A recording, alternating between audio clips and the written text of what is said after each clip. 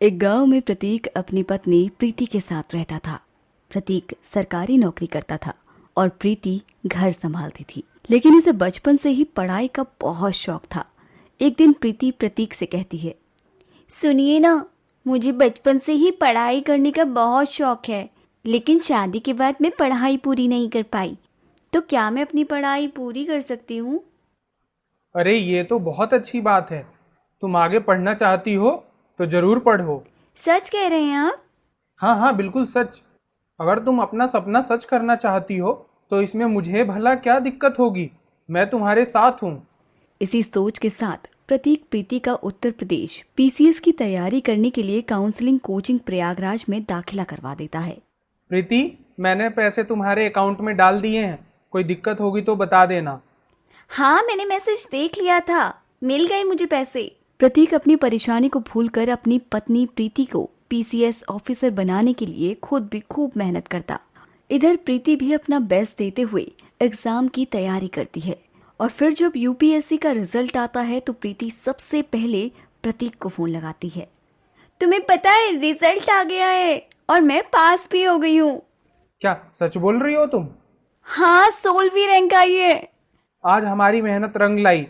मैं आज ही आ रहा हूँ तुम्हें लेने, तुम तैयार रहना। प्रतीक प्रीति को लेकर घर आता है और फिर दोनों के बीच में सब कुछ बहुत अच्छा चल रहा होता है।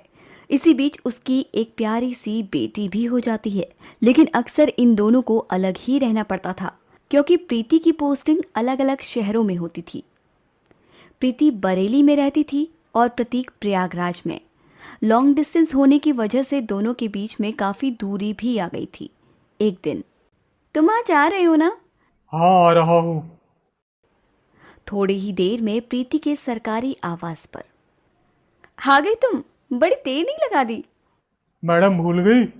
आप ही ने तो कहा था कि अदरक लेते आना। अब आपकी आज्ञा का पालन तो करना जरूरी है। थोड़ी देर में कमरे का दरवाजा बंद हो जाता है और कुछ देर बाद प्रीति के घर के बाहर एक आदमी खड़ा होता है। मैडम कहाँ है तुम्हारी? साहब अंदर ही है। अच्छा, घर पर ही है वो? चलो अच्छा है। बताना मत कि मैं आया हूँ।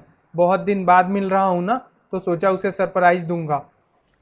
इतना कहकर प्रतीक घर के अंदर चला जाता है और अंदर जाकर प्रतीक की आंखें फटी की फटी रह जाती हैं। प्रीति किसी गैर मर्द के साथ एक कमरे में बंद थी। ये सब क्या चल रहा था यहाँ पर? प्रतीक, तुम यहाँ? हाँ मैं। मेरे पीछे से सब गुल खिलाती हो तुम। तुम गलत समझ रहे हो प्रतीक। सच? अभी भी कुछ समझने को रह गया है क्या? और ये तो वही है अधिकारी साहब ना, जिसके चैट मैंने देख ली थी। क्या कहा था तुमने? तुम्हें काम के सिलसिले में बात करनी पड़ती है। अच्छा, ये सब काम के सिलसिले में बात करती थी तुम इससे? 3 साल से बेवकूफ़ बना रही हो मुझे, और मैं बेवकूफ़ की तरह तुम पर भरोसा किए बैठा हूँ। ठीक है, अब तुम्हें सब पता चल ही चुका है तो सुनो, मैं अब तुम्हारे साथ नहीं रह सकती। तुम्हारी औकात ही क्या है, एक मामूली से सफाई कर्मचारी। मैं आकाश से प्यार करती हूँ और उसी के साथ रहूंगी। तुम भूल रही हो शायद।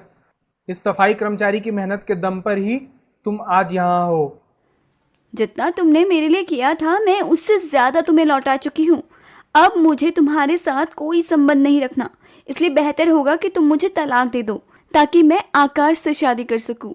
इतना सुनने के बाद प्रतीक समझ ही नहीं पाता कि वो क्या करे। वो बहुत परेशान हो जाता है और वहां से चला जाता है।